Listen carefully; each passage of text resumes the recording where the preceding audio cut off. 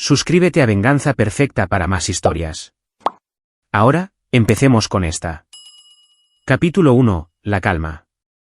Sergio Juárez estaba de pie frente a su banco de carpintería, con las manos firmes mientras daba forma a una caja de madera de cerezo, un regalo de cumpleaños para su hija, Marisol. El garaje olía a serrín y aceite de linaza, aromas familiares que lo anclaban después de 15 años enseñando a jóvenes de la infantería de Marina cómo romper huesos y neutralizar amenazas. A sus 48 años, su barba mostraba más gris que castaño, y su cuerpo cargaba con 14 kilos de más que la blanda vida civil le había añadido. Pero sus manos nunca olvidaban. Recordaban cada punto de presión, cada luxación, cada golpe devastador que había inculcado en miles de guerreros. Papá. Marisol apareció en la puerta, con 22 años, el cabello oscuro de su madre y sus ojos azules. Algo no estaba bien. Llevaba un suéter de cuello alto a pesar del calor de Monterrey, y su sonrisa no llegaba a sus ojos. Hola, cariño, ven a ver esto. Sergio levantó la caja, sus uniones de cola de Milano perfectas. ¿Qué te parece? Es preciosa. Se acercó más, y Sergio notó la forma cuidadosa en que se movía, favoreciendo su lado izquierdo. Sus instintos de instructor se activaron. Los mismos que lo habían mantenido vivo en operaciones en Michoacán y Sinaloa durante sus días en las Fuerzas Especiales, FES, antes de convertirse en el principal instructor de combate cuerpo a cuerpo, CCC, de la Infantería de Marina en el Centro de Adiestramiento de Fuerzas Especiales en Temamatla. ¿Cómo te trata Damián? Mantuvo un tono casual, pero sus ojos rastreaban cada microexpresión. Es bueno. Realmente bueno. La pausa fue medio segundo demasiado larga. De hecho, estamos entrenando juntos ahora. Me está enseñando algunos conceptos básicos de boxeo. La mandíbula de Sergio se tensó. Damián Ferrer, 26 años, un engreído luchador de MMA que entrenaba en un gimnasio de centro comercial llamado Forja de Titanes. Llevaban saliendo 4 meses y a Sergio le había caído mal desde el primer apretón de manos. Demasiada fuerza en el agarre, demasiado contacto visual, el tipo de demostración de dominio inseguro que gritaba sobre compensación. Marisol. Sergio dejó sus herramientas. Si algo está mal. No pasa nada, papá. Ya no soy una niña. Le dio un beso en la mejilla y se retiró antes de que él pudiera insistir. Mamá necesita ayuda con la cena. Esa noche, Sergio se sentó frente a su esposa, Luisa, en la mesa del comedor, con la silla vacía de Marisol entre ellos. Luisa, una enfermera de trauma en el hospital universitario, tenía la misma arruga de preocupación entre las cejas. Está cubriendo moratones, dijo Luisa en voz baja. Los vi cuando pasé por su apartamento ayer. Marcas de dedos en la parte superior de su brazo. Los nudillos de Sergio se pusieron blancos alrededor del tenedor. Lo negó. Dijo que se golpeó con el marco de una puerta durante un entrenamiento. La voz de Luisa se quebró. He visto suficientes víctimas de violencia doméstica para saber la diferencia entre un accidente y una agresión. Sergio, el viejo guerrero, quiso conducir hasta el gimnasio de Damián en ese mismo instante, pero 15 años de entrenamiento táctico le habían enseñado paciencia. No se ganaban las peleas cargando a ciegas. Se recopilaba información. Se esperaba el momento adecuado. Se golpeaba cuando la guardia del enemigo estaba baja. Me encargaré de ello, dijo Sergio.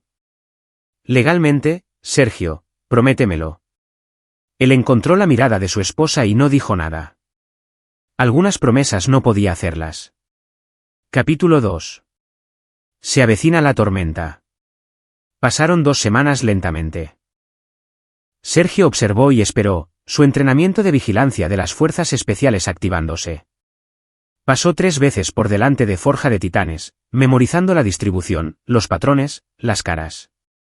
El entrenador de Damián era un bocazas llamado Pedro Perico Cortez, de unos 40 y tantos años, con la cabeza rapada y tatuajes en el cuello. El tipo de entrenador que confundía la brutalidad con la disciplina. Sergio también hizo llamadas. Su viejo amigo de la Infantería de Marina, Gabriel Solís, ahora un investigador privado en El Paso, revisó los antecedentes. El novio de tu hija está sucio, hermano, informó Gabriel por teléfono. 3 cargos de agresión que fueron reducidos en un acuerdo. Una orden de alejamiento de una exnovia. Y aquí está lo mejor, su tío es Ricardo, el cardenal Garza. La sangre de Sergio se heló. Ricardo Garza dirigía a los Halcones del Sur, un cártel que controlaba la distribución de drogas y los circuitos de peleas clandestinas en 3 estados. No eran pandilleros de poca monta. Eran criminales organizados con negocios legítimos como tapadera y policías corruptos en su nómina. Ferrer es su luchador estrella, continuó Gabriel. Lo usan en peleas ilegales, apostando millones. Si pierde, la gente muere. Es un psicótico en el ring, Sergio. 3 oponentes hospitalizados, 1 con daño cerebral permanente. Envíame todo, Gabriel. Esta gente no son unos soldados borrachos a los que puedas enderezar. Son. Envíame todo. Esa noche, Marisol vino a cenar. Llevaba mangas largas de nuevo, se movía con más cuidado que antes. La esposa de Sergio intentó que hablara, pero Marisol apenas probó la comida, se sobresaltó cuando su teléfono vibró y lo revisaba constantemente con un miedo apenas disimulado. Después de la cena, Sergio acompañó a Marisol a su coche. Nena, sé lo que está pasando. Sus ojos se llenaron de lágrimas. Papá, por favor, no. ¿Te ha pegado? Es complicado. Se estresa con el entrenamiento, con las expectativas de su tío. No siempre es. ¿Te ha pegado? Las lágrimas se derramaron. Dice que me quiere. Se disculpa cada vez. Es solo que está bajo mucha presión por su familia. Sergio la abrazó, la sintió temblar contra él. Esto se acaba ahora. Papá, no lo entiendes. Su tío. Damián dijo que si lo dejo, el cardenal, te hará daño. Hará daño a nuestra familia. Están conectados, papá. Policías, jueces, todos. Deja que yo me preocupe por eso. Prométeme que no harás ninguna estupidez. Sergio le acarició el pelo como cuando era pequeña y tenía miedo de las tormentas. Prometo que arreglaré esto. Esa noche, sacó su viejo baúl del desván del garaje. Dentro, envueltas en tela encerada, había cosas que esperaba no volver a tocar nunca más: equipo táctico, equipo de vigilancia y un cuaderno lleno de 15 años de conocimiento sobre cómo neutralizar amenazas. La infantería de marina lo había entrenado para ser un arma. Era hora de recordar cómo desplegar esa arma. Capítulo 3. Primera sangre. La llamada llegó un martes por la tarde. Sergio estaba en su trabajo como jefe de taller en una empresa de muebles a medida llamada Muebles Artesanales Regios cuando sonó su teléfono. La voz de Luisa era de hielo. Marisol está en urgencias. Me puso como su contacto de emergencia. La visión de Sergio se redujo a un túnel. ¿Qué tan grave? Conmoción cerebral, costillas magulladas, labio partido. Dice que se cayó por las escaleras, pero Sergio tiene heridas defensivas en los antebrazos. Y testigos la vieron discutiendo con Damián en el aparcamiento de su gimnasio hace una hora. El teléfono crujió en la mano de Sergio. Voy para allá. Pero no fue al hospital. Todavía no. Primero, condujo hasta Forja de Titanes. El gimnasio ocupaba un almacén reconvertido en la zona industrial de la ciudad. Una música con graves potentes retumbaba desde el interior, mezclada con el sonido de los puños contra los sacos y los entrenadores gritando órdenes. Sergio aparcó y se sentó durante 5 minutos, respirando profundamente, encontrando el centro frío y tranquilo que había cultivado en zonas de combate. Cuando entró por la puerta, el olor lo golpeó: sudor, testosterona y arrogancia. 20 luchadores estaban esparcidos por el espacio, golpeando sacos, luchando en colchonetas, haciendo sparring en una jaula. Damián Ferrer estaba cerca de la jaula, riendo con su entrenador, Pedro Perico Cortez, y otros 3 luchadores. Damián era alto, musculoso, cubierto de tatuajes, con esa confianza depredadora que proviene de no haber enfrentado nunca consecuencias reales. Sergio caminó directamente hacia ellos. Algunos luchadores se dieron cuenta, detuvieron su trabajo. La música pareció atenuarse. Damián lo vio venir y sonrió. Vaya, papi vino de visita. Le dio un codazo a Perico. Este es el viejo de Marisol. Pedro Cortez miró a Sergio de arriba abajo, el peso extra, la barba gris, la ropa de carpintero, y se rió.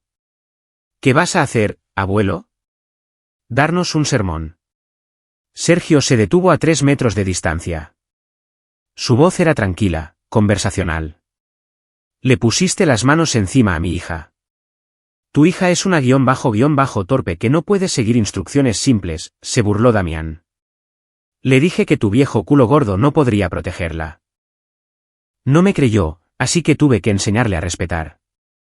Los 3 luchadores con ellos, cuyos rostros Sergio reconoció del informe de Gabriel Leonardo Durán, Bruno Campos y Andrés Salas, todos asociados del cártel, se separaron ligeramente, rodeándolo. Perico dio un paso adelante. Así es como va esto, abuelo. Te das la vuelta, te vas y te olvidas de que tienes una hija, o mis chicos se asegurarán de que salgas en una camilla. Sergio sonrió. Era la sonrisa que le había dedicado a los sicarios que no sabían que ya estaban muertos. Fui instructor de combate cuerpo a cuerpo de la Infantería de Marina durante 15 años. Entrené a operadores de fuerzas especiales y a más de 3000 infantes de combate. Hizo rodar los hombros, y de repente el peso extra no parecía tan blando. Van a necesitar más de 3 tíos. Viejo __ loco. Perico asintió a sus luchadores. Acaben con él. Lo que sucedió a continuación duró 17 segundos. Leonardo fue el primero, lanzando un derechazo. Sergio lo esquivó, atrapó el brazo y ejecutó una llave de muñeca de libro combinada con un rodillazo al plexo solar. Leonardo cayó como una piedra, jadeando. Bruno y Andrés se abalanzaron juntos. Sergio se movió como el agua, décadas de memoria muscular tomando el control. Desvió el puñetazo de Bruno, atrapó el brazo y le dio un golpe con la palma en la oreja que le rompió el tímpano. Mientras Bruno gritaba, Sergio pivotó, atrapó la patada de Andrés, barrió la pierna de apoyo y dejó caer un codo sobre la rodilla del luchador que caía. El crujido resonó en el gimnasio. 14 segundos. Pedro Cortez cogió un cuchillo de entrenamiento del estante de la pared y se lanzó. Error. El desarme de Sergio fue un reflejo. Atrapó la mano del arma. Controló la muñeca. Aplicó presión al grupo de nervios mientras entraba en la línea central de Perico. El cuchillo cayó al suelo. Sergio le dio 3 golpes rápidos en las costillas flotantes de Perico y luego le barrió ambas piernas. Perico se estrelló de espaldas. Sergio lo siguió al suelo, con la rodilla en el esternón, y le dio 2 golpes precisos en la mandíbula que enviaron a Perico a la oscuridad. 17 segundos, 3 luchadores y un entrenador en el suelo, 2 inconscientes, uno agarrándose una rodilla destrozada, otro retorciéndose de agonía con un tímpano roto. Sergio se levantó y se volvió hacia Damián Ferrer. La sonrisa engreída de Damián había desaparecido. Retrocedió hacia la jaula, con las manos en alto. Estás muerto. Mi tío. Sergio cubrió la distancia en 2 pasos. Damián lanzó una combinación, jab, directo, gancho. Sergio desvió cada golpe, luego le dio una patada frontal al plexo solar que envió a Damián tambaleándose hacia atrás contra la pared de la jaula. Antes de que Damián pudiera recuperarse, Sergio estaba sobre él, atrapándole un brazo detrás de la espalda. Sergio estrelló la cara de Damián contra la malla de alambre 1, 2, 3 veces. La sangre salpicó, los dientes se rompieron. Sergio giró a Damián y lo levantó por el cuello, hablando a centímetros de su rostro destrozado. Si vuelves a acercarte a mi hija, te mataré. ¿Me entiendes? Damián gorgoteó algo que podría haber sido un sí. No te he oído. Sí, sí. Sergio lo soltó. Damián se derrumbó, gimoteando. Sergio miró alrededor del gimnasio. Todos los luchadores se habían alejado, con los teléfonos en la mano, grabando. ¿Bien? Que lo vean. ¿Alguien más quiere darle una lección al viejo? Silencio. Sergio salió, con los nudillos apenas magullados, la respiración tranquila. Detrás de él, alguien ya estaba llamando al 911. Capítulo 4. El ajuste de cuentas. Llamaron a la puerta a las 6 de la mañana siguiente. Dos detectives, Roberto Cantú, un hombre de unos 50 años con ojos cansados, y Susana Chávez, una mujer de rasgos afilados de unos 30. Sergio abrió la puerta en bata, con café en la mano, esperándolos. Señor Juárez, tenemos que hablar sobre un incidente en el gimnasio Forja de Titanes ayer. Entren. Sergio los llevó a la cocina. Luisa estaba junto a la encimera, con su cara de abogada. Había llamado a su abogado la noche anterior, preparada para este momento. El detective Cantú sacó un cuaderno. 4 hombres están en el hospital. Pedro Cortés tiene una mandíbula fracturada y costillas rotas. Leonardo Durán tiene una hemorragia interna. Bruno Campos tiene un tímpano roto y necesita cirugía. La rodilla de Andrés Salas está destrozada. Los médicos dicen que nunca volverá a pelear. Y Damián Ferrer tiene una conmoción cerebral, la nariz rota, 7 dientes menos y un trauma en la tráquea. Qué desafortunado, dijo Sergio con calma. Múltiples testigos lo grabaron agrediéndolos. Defensa propia. 5 hombres me rodearon, me amenazaron. Uno vino hacia mí con un arma. Me defendí. Susana Chávez se inclinó hacia adelante. Señor Juárez, estos hombres afirman. Estos hombres pusieron a mi hija en el hospital con una conmoción cerebral, costillas magulladas y un labio partido. Tengo historiales médicos, fotografías y declaraciones de testigos. Damián Ferrer tiene un historial de cargos de agresión y violencia doméstica. Lo confronté por abusar de mi hija. Él y sus colegas me atacaron. Neutralicé la amenaza usando la fuerza mínima necesaria que mi entrenamiento me permitía. La expresión de Cantú cambió ligeramente. ¿Su entrenamiento? 15 años. Instructor de combate cuerpo a cuerpo de la Infantería de Marina. Cinturón negro de CCC, 4º grado. Enseñé en Temamatla. Antes de eso, Fuerzas Especiales. 3 despliegues de combate. ¿Quiere mi historial de servicio? Los detectives intercambiaron miradas. Cantú se aclaró la garganta. El tío del señor Ferrer, Ricardo Garza, ha presentado una denuncia. Exige que lo arrestemos por agresión con agravantes. Ricardo Garza. Sergio bebió un sorbo de café. Jefe de los Halcones del Sur. Narcotráfico, juego ilegal, crimen organizado. Me sorprende que quiera la atención de la policía. Los ojos de Susana se entrecerraron. ¿Qué sabe sobre Ricardo Garza? Solo lo que cualquier ciudadano puede encontrar con una investigación básica. Tengo curiosidad por saber por qué un violento líder de cártel presenta cargos en lugar de manejar las cosas a su manera, a menos que le preocupe que el escrutinio oficial pueda exponer otras actividades. La habitación quedó en silencio. Finalmente, Cantú se levantó. Necesitaremos que venga a la delegación para dar una declaración formal. Por supuesto. Llamaré a mi abogado. Después de que se fueran, Luisa agarró el brazo de Sergio. Aún podrían acusarte. No lo harán. Demasiados testigos vieron al grupo de Ferrer rodearme. La defensa propia está clara. Pero esto no ha terminado. Sergio miró por la ventana. Ricardo Garza no llama a la policía cuando su orgullo está herido. Da un escarmiento. Tenía razón. Esa tarde, el jefe de Sergio lo llamó a su oficina. Javier Orozco, el dueño de Muebles Artesanales Regios, parecía incómodo. Sergio, alguien vino esta mañana. Ricardo Garza. La mandíbula de Sergio se tensó. ¿Qué quería? Dijo que pusiste a 4 de sus hombres en el hospital. Dijo, es malo para el negocio cuando los viejos avergüenzan a los jóvenes luchadores. Javier no le miraba a los ojos. Sugirió que te despidiera. Dijo que si no lo hacía, podría haber problemas para la empresa. Vandalismo, permisos retenidos, inspecciones. Sergio, llevas 8 años conmigo. Eres el mejor jefe de taller que he tenido. Pero este tipo, tiene conectes. Mi primo tiene un restaurante en la zona sur. Los halcones le exigieron derecho de piso. Cuando se negó, lo quemaron. El seguro lo dictaminó como incendio provocado, pero nadie pudo probar nada. Así que me estás despidiendo. Lo siento. 2 semanas de finiquito. Buenas referencias. Pero tienes que irte hoy. Sergio condujo a casa, su mente trabajando en escenarios. El cardenal estaba escalando la situación, aplicando presión, probando sus defensas. Esto era guerra psicológica. Hacerle la vida a Sergio incómoda. Aislarlo, y luego atacar cuando fuera vulnerable.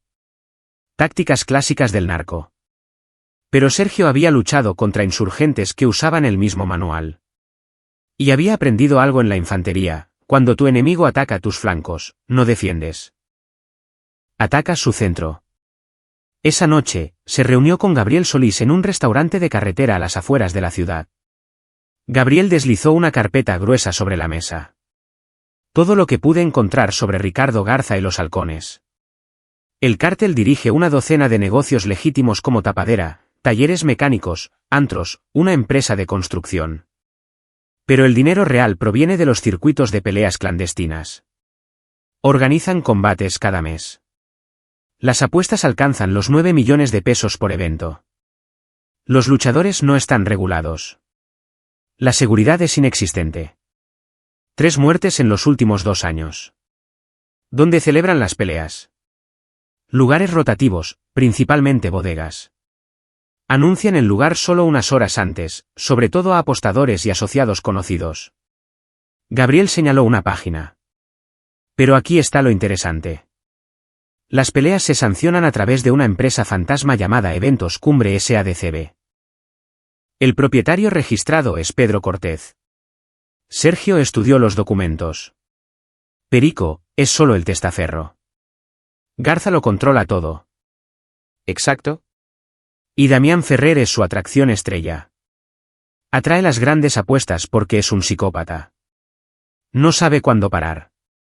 3 oponentes terminaron con daño cerebral porque Damián siguió golpeando después de que estuvieran inconscientes. ¿Cuántos luchadores usa Garza?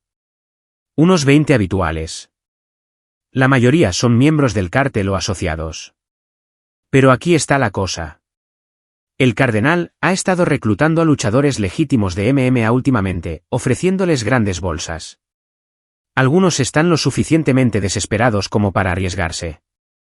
La mente de Sergio ensambló una estrategia.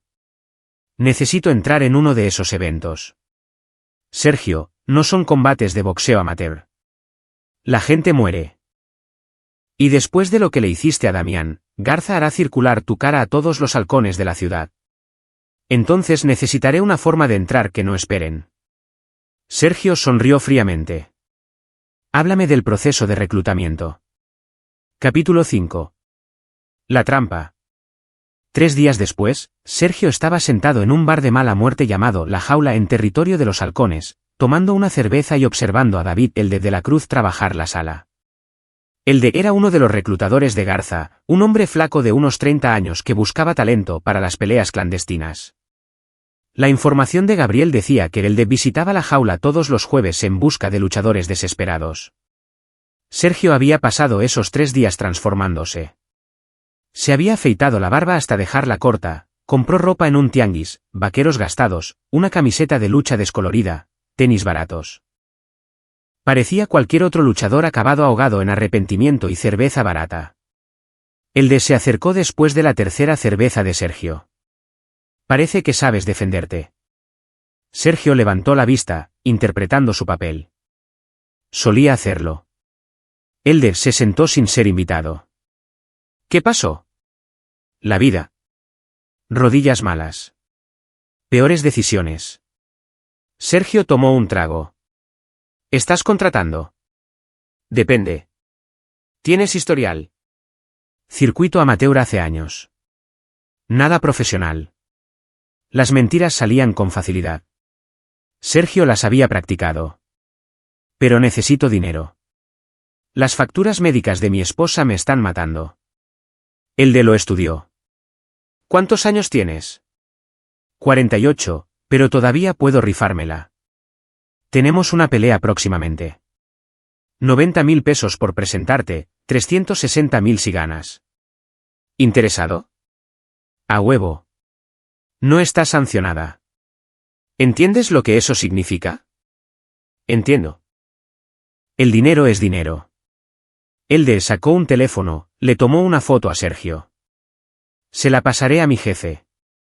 ¿Tienes un nombre? Lorenzo Pérez. Sergio había construido la identidad cuidadosamente. Una persona real que murió hace 3 años en un accidente de coche. Misma edad, complexión similar, suficiente para pasar un escrutinio casual. Quédate aquí, Lorenzo. 10 minutos después, Elder regresó. El jefe quiere conocerte.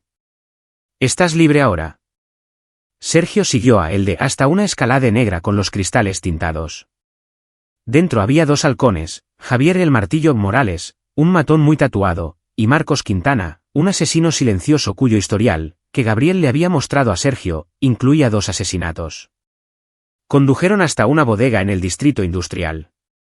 Dentro, el espacio había sido convertido en un gimnasio improvisado, jaula, pesas, equipo de entrenamiento. Y en el centro, en una silla plegable como un trono, estaba sentado Ricardo el Cardenal Garza. Garza tenía 50 años, era corpulento como un toro, con el pelo canoso peinado hacia atrás y unos ojos muertos que habían visto demasiada violencia. Llevaba un traje caro que apenas ocultaba el arma en su cadera. Lorenzo Pérez. La voz de Garza era grave. Dice que necesitas dinero. Así es. ¿Sabes quién soy? He oído historias. Entonces sabes lo que le pasa a la gente que me hace perder el tiempo o se cruza en mi camino. Sergio le sostuvo la mirada firmemente. Solo busco una chamba. Garza lo estudió durante un largo momento. Me resultas familiar. El pulso de Sergio se mantuvo estable, años de controlar las respuestas fisiológicas en el entrenamiento de interrogatorios. Tengo una de esas caras. Quítate la ropa. Sergio no dudó. Se quitó la camiseta, revelando el peso extra que cargaba, pero también la definición muscular subyacente. Viejas cicatrices de combate marcaban su torso, metralla, una herida de cuchillo, un roce de bala. Contaban una historia que Garza podía leer. Militar. Infantería de marina. Hace mucho tiempo. Garza se levantó, caminó alrededor de Sergio. ¿Qué hiciste? Infantería.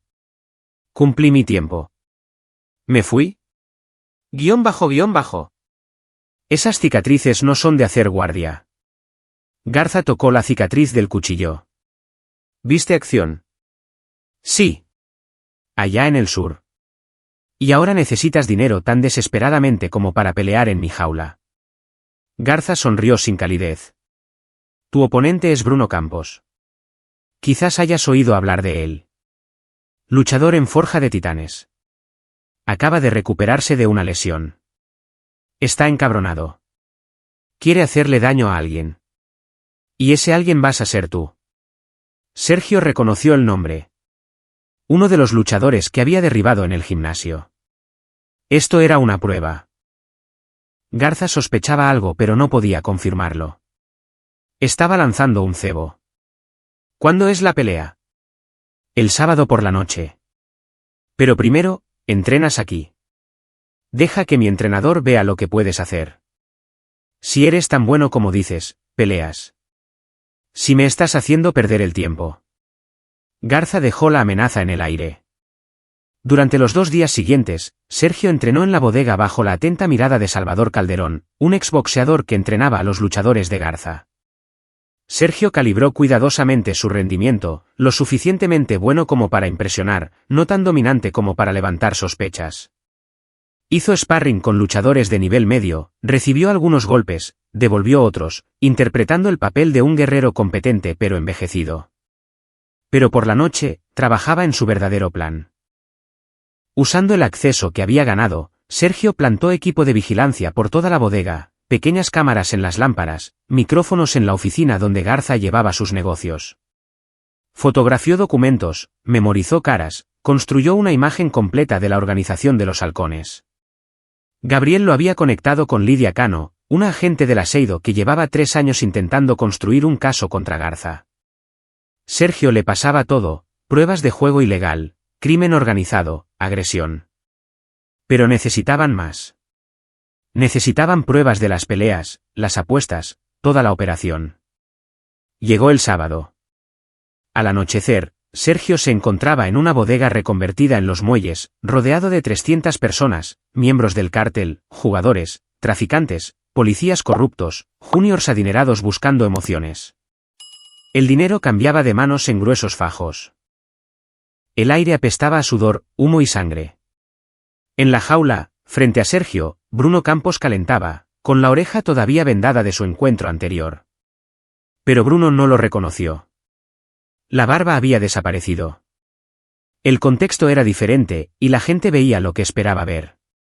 Garza entró en la jaula, con un micrófono en la mano.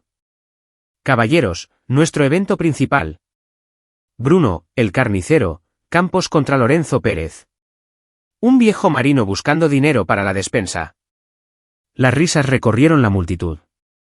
Bruno va a hacer esto rápido y doloroso. Sonó la campana. Capítulo 6. El desenmascaramiento. Bruno salió agresivo, lanzando combinaciones pesadas. Sergio se movió a la defensiva, circulando, absorbiendo los golpes en sus antebrazos, jugando al perdedor superado. La multitud abucheaba. Garza observaba desde el borde del ring, con expresión aburrida. Pero Sergio estaba marcando el ritmo, controlando la distancia, estudiando los patrones de Bruno. Después de 2 minutos, había visto suficiente. La siguiente vez que Bruno lanzó un derechazo salvaje, Sergio se metió dentro, atrapó el brazo y le dio un codazo de libro en la sien. Los ojos de Bruno se nublaron. Sergio le barrió las piernas, lo siguió al suelo y le aplicó un mataleón. 7 segundos después, Bruno palmeó frenéticamente. La multitud estalló. El dinero cambió de manos. La expresión de Garza pasó de aburrida a interesada. Sergio soltó la estrangulación y ayudó a Bruno a levantarse. Cuando sus miradas se encontraron, el reconocimiento brilló en el rostro de Bruno. Sus ojos se abrieron de par en par. El puño de Sergio conectó con la mandíbula de Bruno, cortando la revelación. Bruno se desplomó. La multitud asumió que era un drama post-pelea, rió y aplaudió. Pero Sergio había visto los ojos de Garza entrecerrarse. Salió de la jaula rápidamente, recogió sus 90.000 pesos de Elde y se dirigió a la salida, pero Javier Morales le bloqueó el paso. El patrón quiere verte. La mano de Sergio se movió hacia la navaja plegable en su bolsillo, pero se contuvo. Todavía no. Aquí no. Rodeado de enemigos, siguió el martillo a una oficina trasera donde Garza esperaba, flanqueado por Marcos Quintana. Vaya pelea, Lorenzo. Garza sirvió whisky en 2 vasos. Para un viejo. Todavía me quedan algunos movimientos. Sí, los tienes. Curiosamente, Bruno pareció reconocerte justo antes de que lo noquearas. A veces la gente me confunde con otros. Garza deslizó una fotografía sobre el escritorio. El estómago de Sergio dio un vuelco. Era una imagen de una cámara de seguridad de forja de titanes, que mostraba a Sergio en plena pelea con Leonardo Durán. Esto es del gimnasio de mi sobrino. Hace 2 semanas, entró y hospitalizó a 4 de mis hombres, incluido Bruno. Garza golpeó la foto. Este se parece mucho a ti, excepto que tenía barba. La habitación quedó en silencio. La mano de Marcos se movió hacia su cintura. Sergio calculó ángulos, distancias, salidas. Estaba en inferioridad de armas, pero no superado. Mi sobrino Damián todavía está comiendo con popote por culpa de este tipo, continuó Garza. ¿Sabes lo que le hago a la gente que le hace daño a mi familia? Imagino que los haces desaparecer. Exacto, Garza se reclinó. Así que, aquí está mi problema, Lorenzo. ¿O debería llamarte Sergio Juárez? Verás, hice mi tarea después de que, me enviara tu foto. Llevó un tiempo conectar los puntos, pero el software de reconocimiento facial es increíble hoy en día. Sergio Juárez, ex sargento de la Infantería de Marina. Sergio Juárez, instructor de CCC en Temamatla. Fuerzas Especiales antes de eso. Un currículum impresionante. Sergio no dijo nada. Entraste en mi operación con falsas pretensiones. Humillaste a mi sobrino y a mis luchadores. Me costaste dinero y respeto. La voz de Garza se endureció. Eso requiere consecuencias. Entonces, ¿por qué sigo respirando? Garza sonrió. Porque soy un hombre de negocios. Eres un luchador talentoso y tienes habilidades que puedo usar. Así que, este es el trato. Peleas para mí. Contrato exclusivo, 20 peleas, 900.000 pesos cada una. Si ganas, te llevas 18 millones de pesos y nos olvidamos de Damián. ¿Y si me niego? Tu esposa, Luisa, trabaja en el hospital universitario. Turno los jueves. Tu hija, Marisol, vive sola en ese apartamento en la calle Maple. Los accidentes ocurren, Sergio. Terribles y aleatorios accidentes. Ahí estaba, la amenaza que había estado esperando. El rostro de Sergio permaneció neutral, pero su mente corría. Era el momento de la decisión. Necesito tiempo para pensar. Tienes 60 segundos. Sergio se levantó, caminó hacia la ventana, de espaldas a ellos. Podía ver su reflejo en el cristal, un hombre cansado cargando demasiado peso, demasiados años. Pero por debajo, el guerrero permanecía, y los guerreros no negocian con terroristas. De acuerdo, dijo Sergio. Pelearé para ti. La risa de Garza fue genuina. Hombre listo. Bienvenido al equipo. Se dieron la mano. El apretón de Garza fue aplastante, una exhibición de dominio. Sergio lo igualó, y luego lo superó, apretando hasta que sintió los huesos moverse. La sonrisa de Garza vaciló. Una condición, dijo Sergio. Mi familia no sabe nada de esto. Para ellos, estoy trabajando en la construcción en Quintana Roo durante 6 meses. ¿Hecho? Pero vives aquí. Entrenas aquí. Necesito saber dónde estás en todo momento. ¿Me parece justo? Esa noche, Sergio se mudó a una habitación sobre el gimnasio de la bodega. Garza asignó a Geldet de la Cruz para que lo vigilara, para asegurarse de que no se escapara. Pero Sergio no planeaba huir. Planeaba algo mucho más peligroso. Usando el teléfono desechable que Gabriel le había dado, Sergio envió un mensaje de texto con una sola palabra, dentro. A la mañana siguiente, comenzó su verdadera misión. Entrenando con los luchadores de Garza, evaluó sus habilidades, identificó debilidades y memorizó la estructura operativa. Se congració con Salvador Calderón, el entrenador, aprendiendo el calendario de peleas, el sistema de apuestas, los sobornos a policías y funcionarios. Y por la noche, cuando Elde pensaba que dormía, Sergio se movía por la bodega como un fantasma. Fotografió registros financieros, grabó conversaciones y documentó toda la empresa criminal. Cada prueba iba a Gabriel, quien la pasaba al agente Cano del Aseido. Pero Sergio estaba jugando un juego más profundo. No solo estaba reuniendo pruebas. Estaba identificando puntos de presión. Toda organización tenía vulnerabilidades, gente que podía ser volteada, alianzas que podían fracturarse.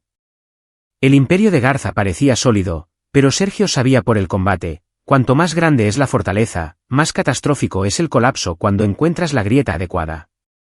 Su oportunidad llegó 2 semanas después cuando escuchó a Garza discutir con su lugarteniente, Marcos Quintana, sobre dinero. Marcos pensaba que Garza le estaba estafando en las ganancias. Garza acusó a Marcos de quedarse con parte del dinero. La discusión terminó con amenazas, pero Sergio escuchó la fractura formándose. También se enteró de que Damián Ferrer, todavía recuperándose de la paliza de Sergio, se estaba convirtiendo en un lastre. Damián había desarrollado una dependencia de los analgésicos, estaba inestable, paranoico. Garza estaba perdiendo la fe en su sobrino. Todas las piezas estaban encajando. Sergio solo necesitaba empujarlas en la dirección correcta. Capítulo 7. El juego a largo plazo. La tercera pelea de Sergio fue contra Leonardo Durán, el primer luchador que derribó en Forja de Titanes. Esta vez, Sergio no se contuvo. Desmanteló a Leonardo en 90 segundos con una combinación de golpes y sumisiones que dejó a la multitud atónita y a Leonardo inconsciente. Después, Garza lo llevó aparte. Me estás haciendo ganar mucho dinero, Sergio. Las apuestas estaban 8-1 en tu contra. Arrasé. Me alegro de poder ayudar. ¿Sabes lo que pienso? Garza encendió un puro. Creo que podrías vencer a mi sobrino en su mejor momento. Demonios, probablemente podrías vencer a cualquiera en esta organización. Probablemente. ¿Por qué viniste realmente aquí? Y no me vengas con esa guión bajo del dinero para la despensa. Sergio había estado esperando esta pregunta. Damián puso a mi hija en el hospital. Fui a su gimnasio a darle una lección. Tú escalaste la situación amenazando a mi familia y haciendo que me despidieran. Así que me infiltré en tu operación para encontrar una palanca. La honestidad sorprendió a Garza. ¿Eso es todo? ¿Venganza? Soy un hombre simple con motivaciones simples. ¿Y ahora? Ahora estoy ganando dinero y mi familia está a salvo. Parece un trato justo. Garza lo estudió. Eres el hombre más listo que he conocido o el más tonto. No puedo decidir cuál. Quizás ambos. Durante las semanas siguientes, Sergio se convirtió en el luchador favorito de Garza. Su récord en la jaula, invicto con 7 victorias y 0 derrotas. Más importante aún, se ganó su confianza.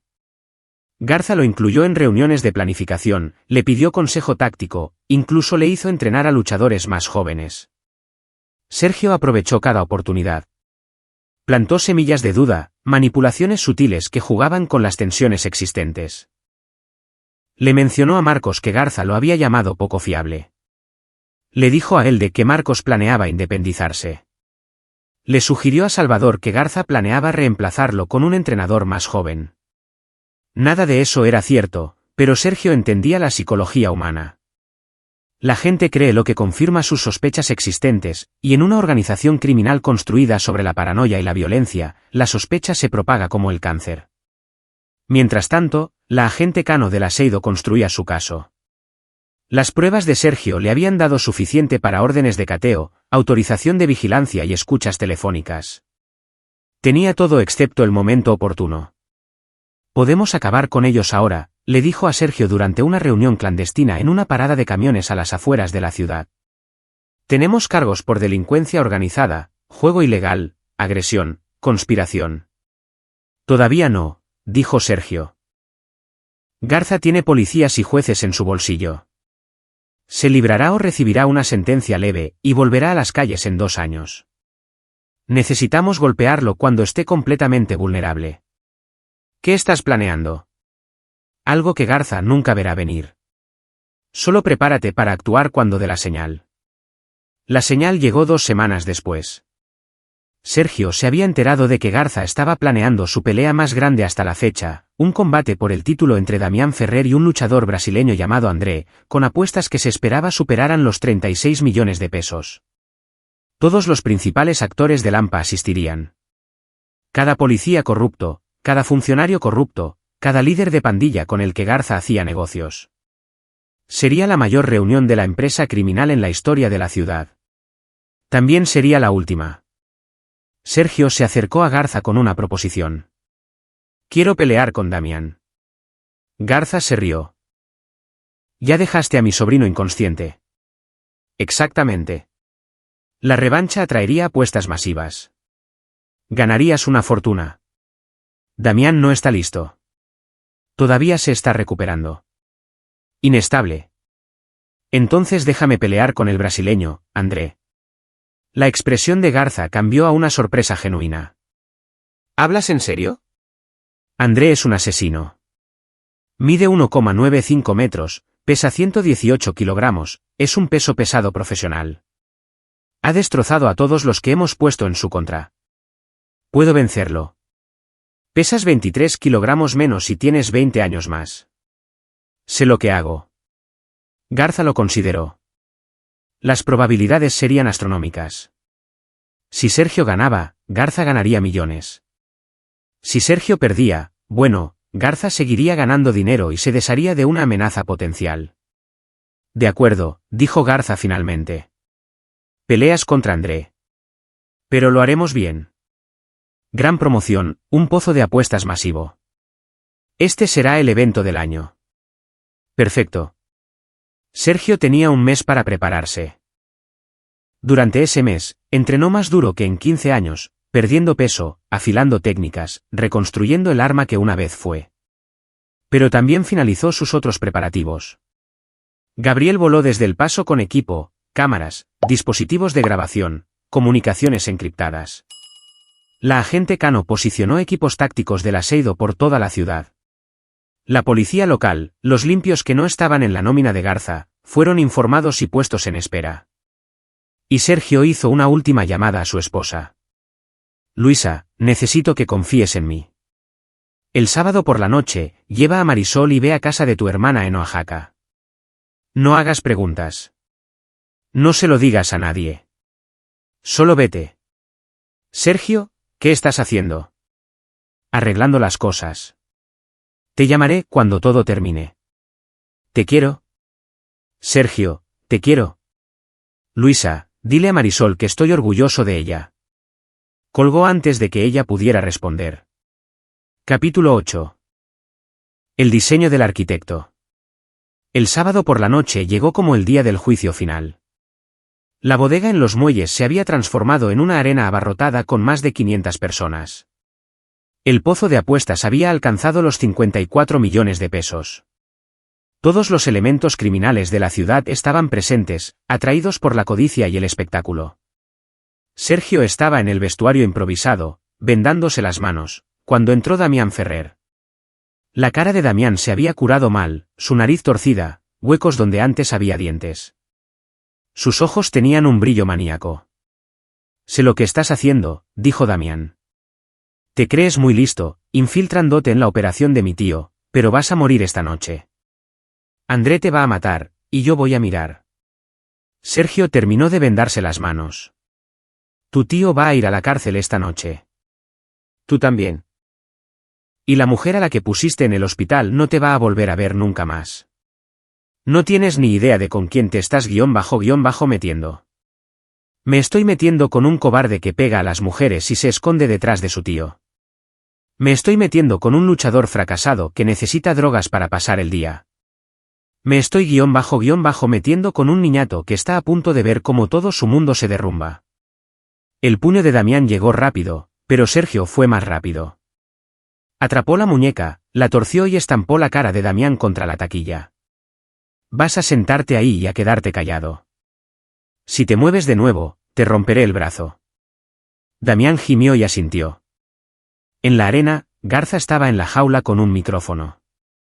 Damas y caballeros, criminales y degenerados, bienvenidos a la pelea del siglo. La multitud rugió. En esta esquina, nuestro campeón, André, la bestia, Gómez. Invicto, imparable, imbatible. André subió a la jaula, masivo, lleno de cicatrices, con la mirada vacía, un asesino que disfrutaba de su trabajo. Y el aspirante, un hombre lo suficientemente estúpido como para pensar que puede ganar, Sergio, el instructor, Juárez. Sergio entró en la jaula con reacciones mixtas. Algunos vítores de los que habían apostado por el no favorito, en su mayoría abucheos de los que sabían que estaba condenado. Garza se acercó a Sergio por última vez. Última oportunidad para echarte atrás. Estoy bien. Será tu funeral. Garza salió de la jaula. El árbitro, uno de los hombres de Garza, dio instrucciones superficiales. Sergio y André chocaron guantes. El agarre de André era aplastante. Sus ojos prometían la muerte. Sonó la campana. André cargó como un toro, lanzando ganchos masivos y volados. Sergio esquivó, circuló, haciendo que André lo persiguiera. La multitud se impacientó. Querían sangre, no baile. Pero Sergio estaba peleando una pelea diferente. No intentaba ganar. Todavía no. Estaba esperando su señal. Llegó a los 3 minutos del primer asalto. Las luces de la bodega parpadearon una, 2 veces, y luego se estabilizaron. La señal de Gabriel. Sergio cambió de táctica. Dejó de esquivar y empezó a atacar. Una patada baja a la pierna adelantada de André, un jab al cuerpo, un gancho al hígado. André gruñó, sorprendido por la repentina ofensiva. Sergio presionó, sus golpes precisos y devastadores. Golpes al hígado, patadas a las piernas, puñetazos al cuerpo. La masa del brasileño era su debilidad. Sergio era más rápido, más técnico, más eficiente. André intentó agarrarlo, usar su ventaja de tamaño. Sergio se anticipó, bajó de nivel y ejecutó un derribo a 2 piernas perfecto. En el suelo, Sergio estaba en su elemento. Pasó a la montada, se incorporó y llovió codos. La multitud gritaba ahora. Esto no debía suceder. André intentó rodar, pero Sergio transicionó a un control por la espalda. Ganchos dentro, mano bajo la barbilla. El mataleón fue de libro, perfecto, profundo. André se revolvió, intentó romper el agarre, pero la técnica de Sergio era impecable. 10 segundos después, André quedó flácido. El árbitro detuvo la pelea. Sergio soltó la estrangulación y se puso de pie, levantando las manos. Pero no miraba a la multitud. Miraba a las salidas, por donde entraban agentes federales con equipo táctico. Agentes federales. Nadie se mueva. La bodega estalló en caos. Los criminales corrieron hacia las salidas solo para encontrarlas bloqueadas. Los agentes invadieron el edificio, con las armas desenfundadas, gritando órdenes. Algunos de los hombres de Garza intentaron luchar. Fueron electrocutados con taser, derribados y esposados. En la jaula, Sergio vio cómo el rostro de Garza se transformaba de la sorpresa a la furia y a la traición, sus miradas se cruzaron en medio del caos. «Tú», gritó Garza, abriéndose paso entre la multitud hacia la jaula. «Tú hiciste esto». Marcos y Gelde intentaron seguirlo, pero los agentes federales los interceptaron. La masiva operación que Sergio había ayudado a orquestar se desarrollaba perfectamente. Todas las entradas selladas, todas las salidas cubiertas, todos los criminales del edificio atrapados. Garza llegó a la jaula, subiendo con la mirada asesina. «Te voy a matar». Sergio sonrió. «Vas a intentarlo». Garza sacó un cuchillo de su cintura, una navaja táctica, muy afilada. Se abalanzó, cortando. El desarme de Sergio fue un reflejo, practicado 10.000 veces. Atrapó la muñeca de Garza, aplicó presión al grupo de nervios y la torció. El cuchillo cayó a la lona. Entonces Sergio se puso a trabajar. 15 años enseñando a la infantería de marina a neutralizar amenazas de forma eficiente. Cada técnica, cada principio, cada lección impartida con precisión quirúrgica. Jab, directo, gancho al cuerpo, barrido de pierna, control en el suelo. Sergio montó a Garza y le propinó golpes controlados. No para matar, sino para castigar. Esto es por mi hija. Un golpe a las costillas. Esto es por cada mujer que aterrorizaste. Otro al plexo solar. Esto es por cada vida que arruinaste. Un último golpe a la mandíbula. Garza quedó flácido, inconsciente, pero vivo. Sergio se puso de pie mientras los agentes federales invadían la jaula, apuntando con sus armas a ambos. «Sergio Juárez, manos arriba». Sergio obedeció, con las manos en alto. La agente Cano se abrió paso entre la multitud, con una expresión severa para las cámaras, pero con ojos agradecidos. «Estás arrestado por participar en peleas ilegales». «Entendido». Le puso las esposas, deliberadamente flojas, y susurró: «Sigue la corriente». «Lo hablamos». Sergio fue conducido fuera a través del caos, pasando junto a los miembros del cártel arrestados, junto a los aterrorizados jugadores, junto a Damián Ferrer siendo arrastrado esposado. Afuera, habían llegado las cámaras de noticias. La Seido les había avisado. Esto sería noticia nacional por la mañana. En la parte trasera de una camioneta de la Seido, la agente Cano le quitó las esposas a Sergio. «Los tenemos a todos. Garza, Marcos, Damián, el de Salvador, todos los principales. Además de 57 criminales con órdenes de aprehensión pendientes, 12 policías corruptos, 3 jueces y más pruebas de las que podemos procesar». «Bien. Los cargos contra ti son para aparentar. Los retiraremos mañana. Diremos que actuabas como informante confidencial. Quedarás libre. ¿Y mi familia?» «A salvo. Los hemos tenido en custodia protectora desde que hiciste la llamada». Sergio asintió, el agotamiento abrumándolo de repente. Había terminado. 3 meses de planificación, manipulación y riesgo, pero finalmente había terminado. Capítulo 9. Resolución. El juicio duró 8 meses. Sergio testificó, su acuerdo de inmunidad lo protegía de ser procesado. Las pruebas que había reunido, registros financieros, grabaciones, vídeos eran abrumadoras. Ricardo Garza recibió 40 años en una prisión federal. Marcos Quintana, 25. Damián Ferrer, enfrentando cargos de agresión por Marisol, además de su participación en el círculo de peleas ilegales, obtuvo 15. Los halcones del sur se derrumbaron sin liderazgo, su imperio criminal desmantelado por investigaciones posteriores. Sergio Juárez regresó a casa a una vida más tranquila pero no inalterada. La empresa de muebles lo recontrató. El dueño había visto las noticias, entendió la historia completa y se disculpó. Sergio aceptó, pero sabía que esa parte de su vida ahora le parecía pequeña. Marisol había estado en terapia, trabajando el trauma que Damián le había infligido. Ahora era más fuerte, cautelosa, pero no rota.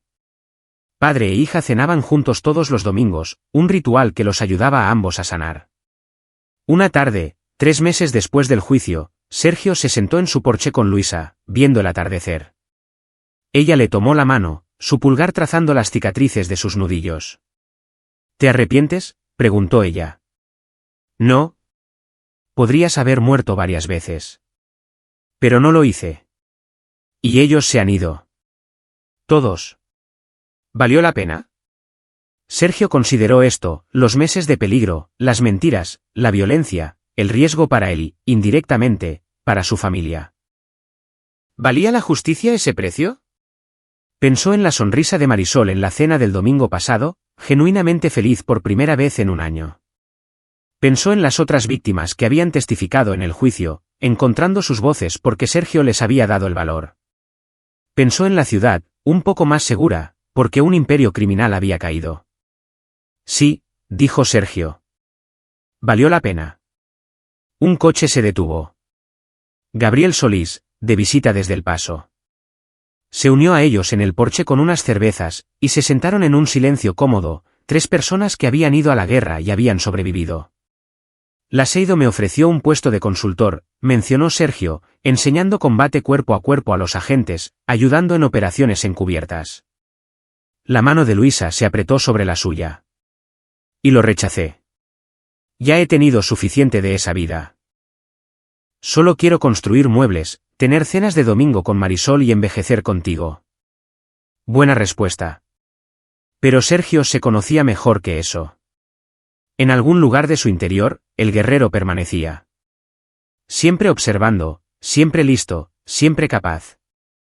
Si otro Ricardo Garza emergiera, si otro Damián Ferrer amenazara a su familia, Sergio lo volvería a hacer todo de nuevo.